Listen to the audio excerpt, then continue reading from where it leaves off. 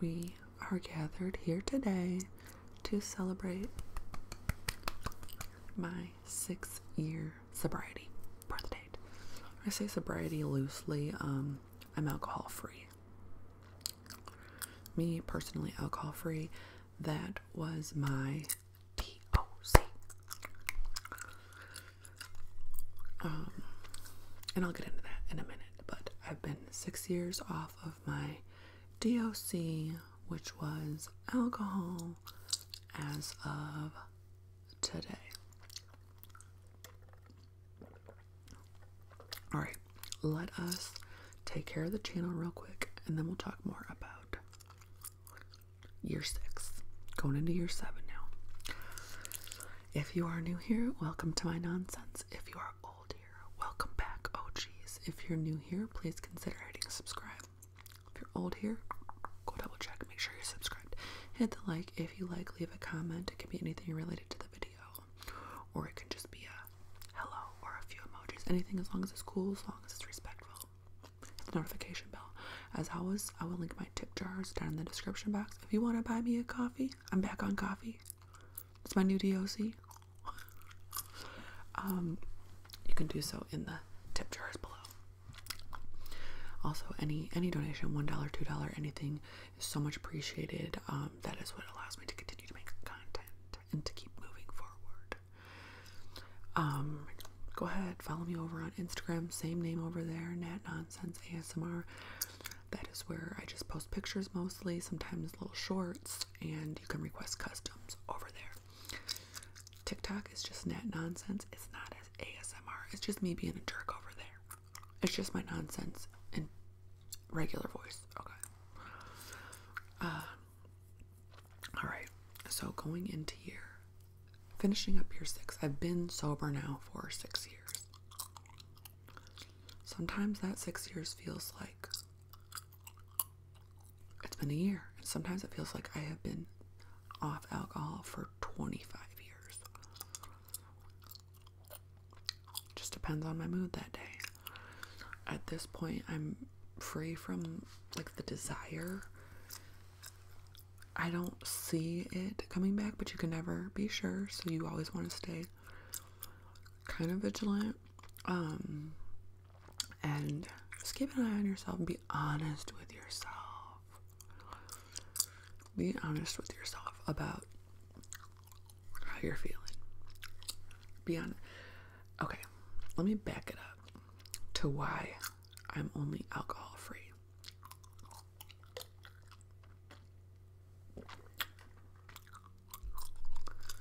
Because I'm an alcoholic. I do have an addictive personality, so I have to watch myself with anything. But I can smoke and I can do whatever, and I've never had. The key to realizing if you have a problem with something is, are you being honest with yourself about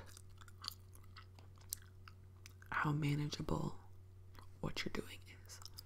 Unmanageability. So one of the best exercises I found for realizing I was an alcoholic, and also just keeping my other habits in check, is getting out a piece of paper and writing down how this habit has affected all the areas of your life. So we'll do me, like for alcohol, had it affected my emotional well-being? Yes. Had it affected my physical well-being? Yes. I was hungover and sick all the time. Family, kids? Yes. Even though my kids were like, why are you quitting? I think as adults they'll look back like, oh, she did have a problem. So like work definitely affected work, because I was only taking jobs that like I could do at certain times when I knew I wouldn't feel like crap. It affected my money. It affected everything. So if you can get this on paper and see how something is affecting you, now this does not have to be a substance, right? This can be gambling, or it could be shopping.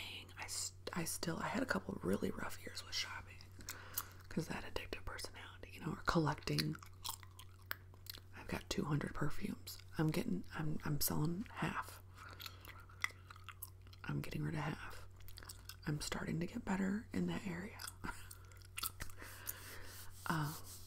So it can be anything. It can be a substance. It can even be a substance that before you never had a problem with, but you've seen yourself getting more into it, or it's starting to have an effect, you know? Because some people drink just fine for 10 years, and then all of a sudden it's like, ew. You know, it's like creeping into the problem area, the problem zone, the unmanageability zone.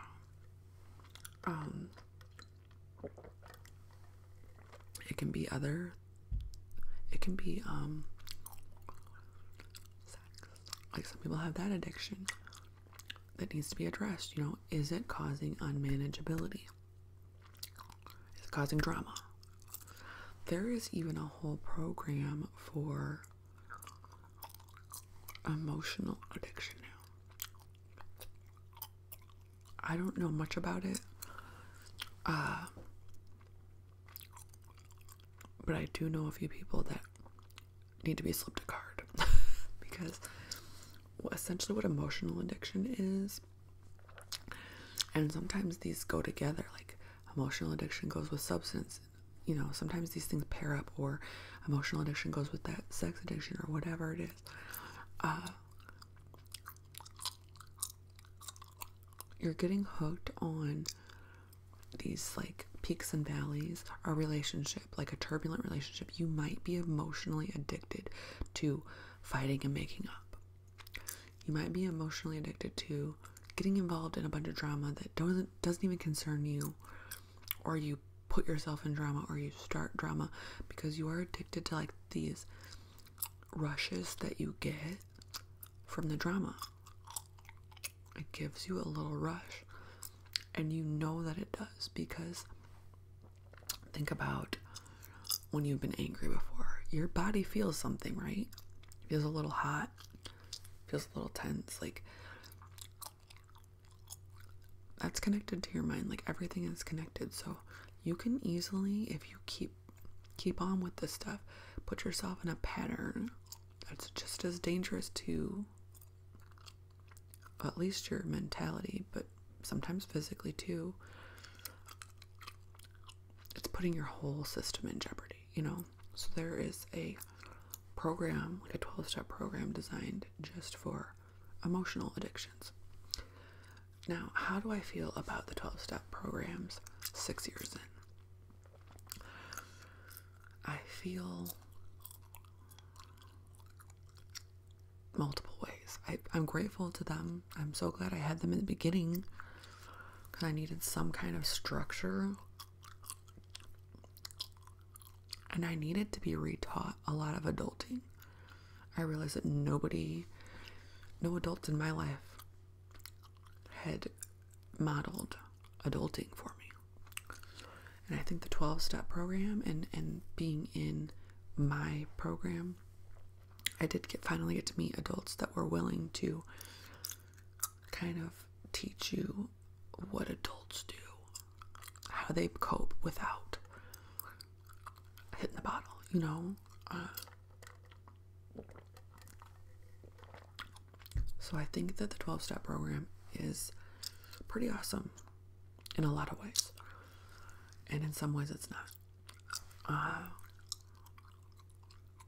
Now, is that the 12 steps problem, or is it the way that it's administered? It's a problem. Maybe a little of both. I think more the latter. I think more it's about bad sponsorship. So let's just give you an example. There's your 4th step and there's your 8th step, and those are more about your 4th step is kind of writing down. I'm going to give you a direct example. Say say that you were abused as a child. Say that you were neglected as a child. And you were like 4 years old and you didn't have food or water in your house for a few days while your mom or dad or both of them were out partying, right? So certain sponsors, you're writing down your whole life story, and certain sponsors will take this story like, oh, you have resentments about this neglect, right? So you might be drinking about these resentments about this neglect. Like, that might be a big factor in why you're drinking and why you're abusing a substance or whatever. Some sponsors will want you to own a part in every resentment that you have.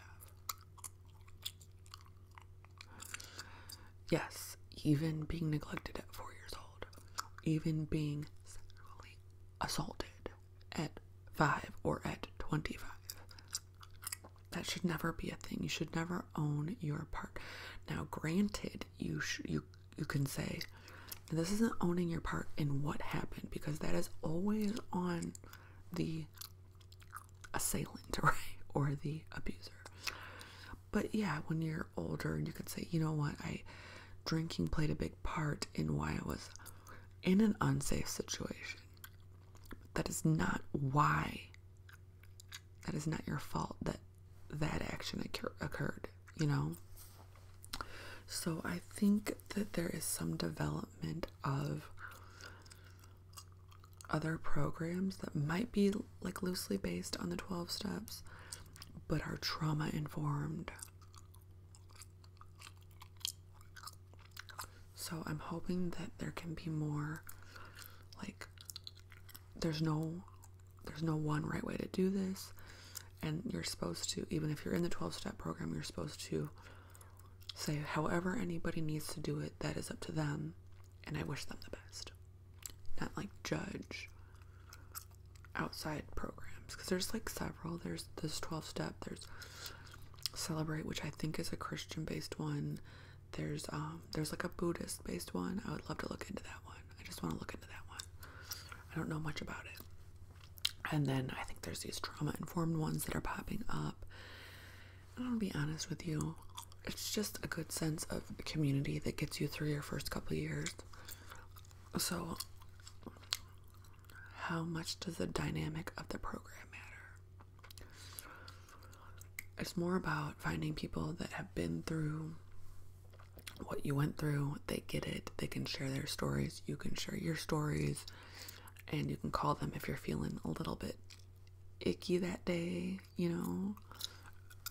It's more about that, I think, than it is about the program itself. There's also a lot of difference between the book and how some groups or some sponsors run their own program. So some sponsors will say things that aren't even in the book, and you're like, okay, so where are you getting this from? That's not in the book. Almost like they're rewriting the book, or they just want to mold you into them. That's a general feeling that a lot of people get when they get bad sponsorship, is like, you're only supposed to, as a sponsor, suggest. Like, I've sponsored before, you know, so if somebody's like, oh, I'm going through this, you know, I can only suggest that you, let's just give an example. Say one of my sponsees is having an issue at work, and they're getting so bent out of shape about it, they're getting very resentful. They're like, I hate this. She's always causing problems, blah, blah, blah. And me, as the sponsor, is like, I'm concerned because I feel like I don't want you to drink over this, or I don't want you to do something over this. So I can only suggest that you have a one-on-one with her. Or I can only suggest that you might have to go to HR or something. I can only suggest something. That's just what I would do. But some sponsors will get mad that you didn't take the action that they suggested, you know? And I just don't think that there's any room for getting mad. They're still responsible for their own actions. You know, I can say, this is what I would do. Maybe this would help. Go talk to somebody or go try to sort it out so that you don't end up spiraling out over it. Versus other sponsors that are like, you talk to them once or twice a week and they're like, did you do it yet? Well, I don't want to sponsor you anymore because you're not doing everything I say.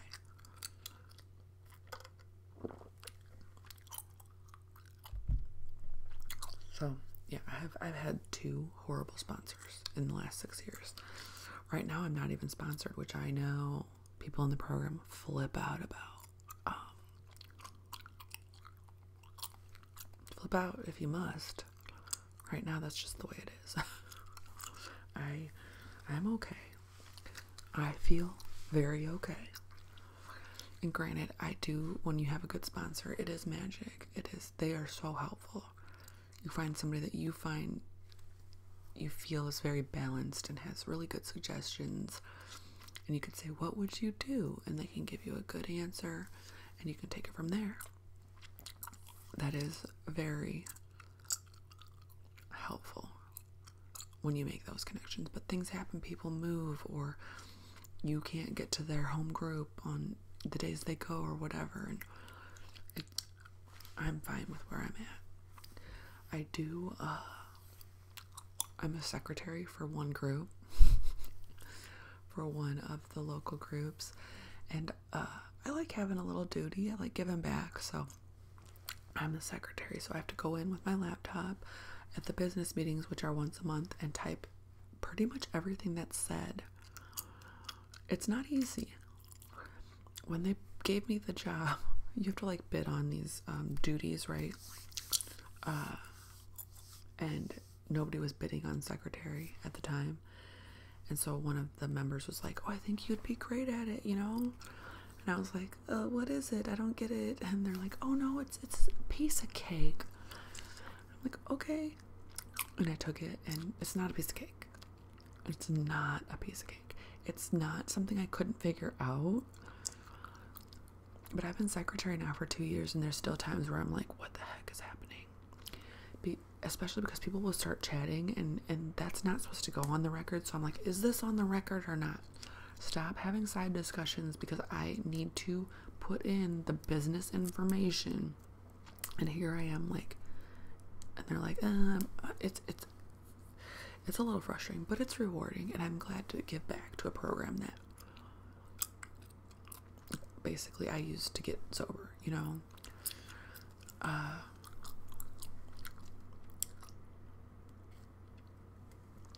Now, like I said, I use the word sober very lightly. I've done a video, I think it was on Rum and Terry. I might just change the name of Rum and Terry to Net Nonsense. I don't know. Instead of Net Nonsense ASMR. I hardly ever have time to film for that channel, but it's good to have a backup. Tangent. I'm California sober. That's what works for me. I'm not suggesting that anybody else be that way or not be that way or anything. And I still have to keep tabs on myself. So for me, I'm California sober. I cannot drink. That was my DOC. That is the substance that I find unmanageable. I didn't find any other substances unmanageable. Granted, I don't do hard anything, but I do light other stuff. I smoke, mushy, whatever. And I go weeks without, and then I have a week where I need to smoke like every day. So that's just me. That's what works for me. Actually, I probably need to increase my smoking medicinally at different points in the year. I'm completely off of my psych meds. I have been, I think, since the beginning of summer. And for what I've been going through, I've been handling it pretty well. So I think I'm at a point where I can completely be off psych meds and just use, smoking or mushies or whatever as needed. And because I've never had a problem with either of those. And I don't know a lot of people that have issues with those, but I'm not saying people don't. Plenty of people use it medicinally these days. And I feel really bad that it's not that smoking or whatever is not the first line of defense against a lot of things. You know, having watched and having been prescribed medications that I could have got severely addicted to because of my personality. Like, looking back, and I'm like, how come they weren't just telling people and prescribing, and it should be, you know, the cost of, like, let's just say pain medication, right? Or anxiety medication. All those years where they were like shoving, you know, throwing bags of medication at people, starting all these addiction issues, when they could have been like, let's try smoking for a month.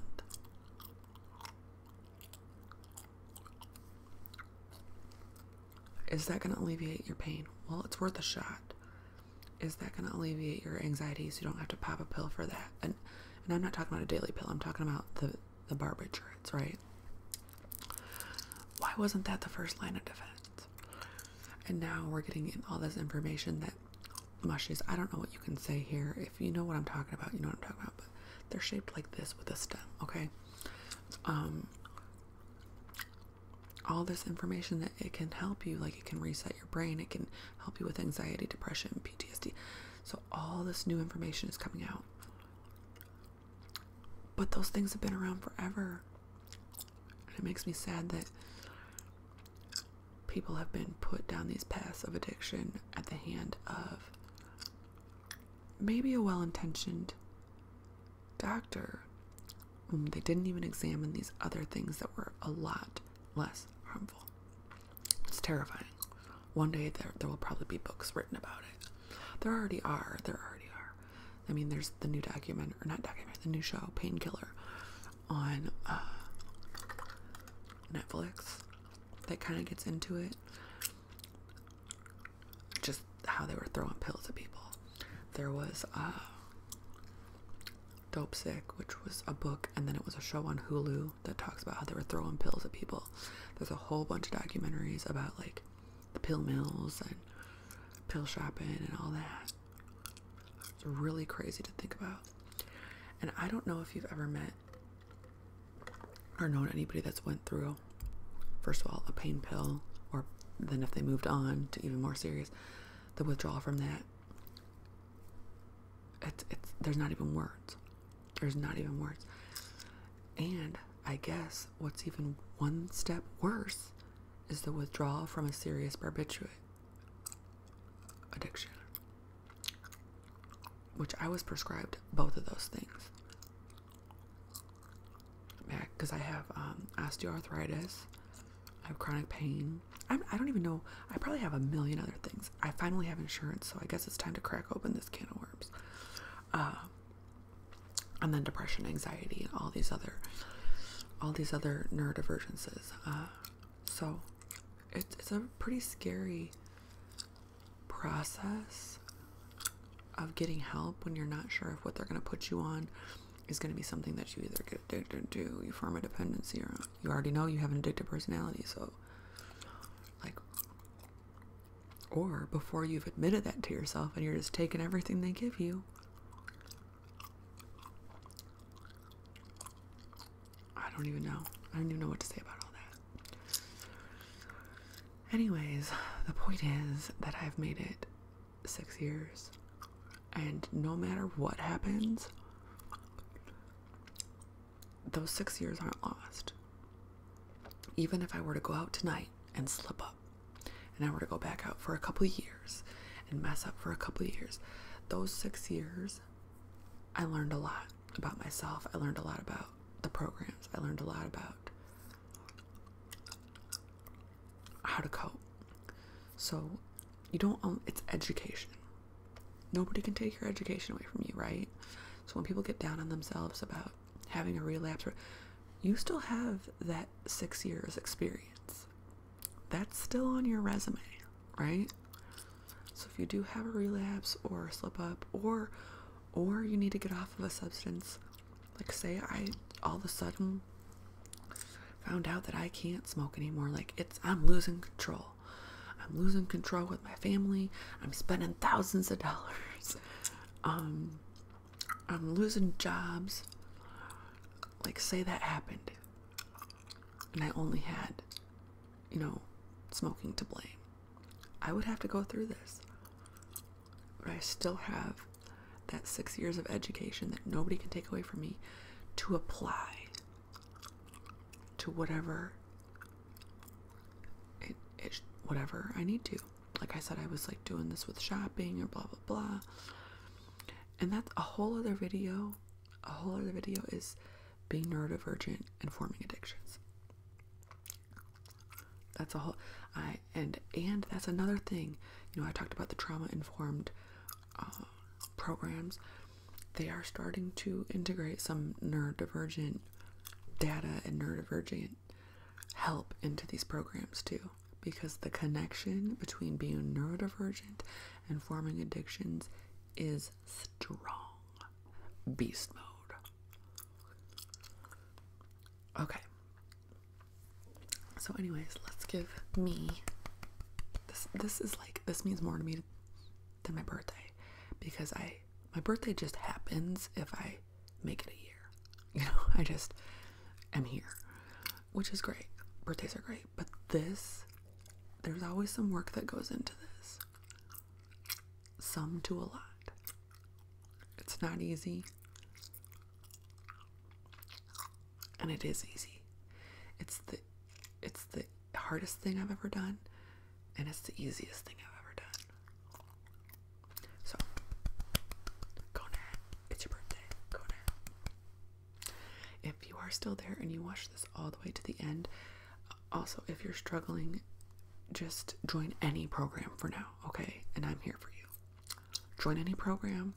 Do what they say for that first year. You got to get that first year. You got to get that first 3 months. You got to get that first month. You got to get that first 3 days.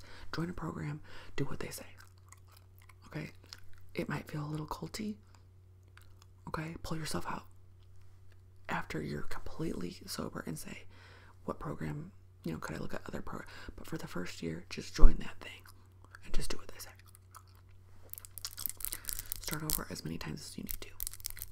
Okay. If you watch this all the way to the end, thank you very much. I hope that you have a good rest of your day, rest of your evening.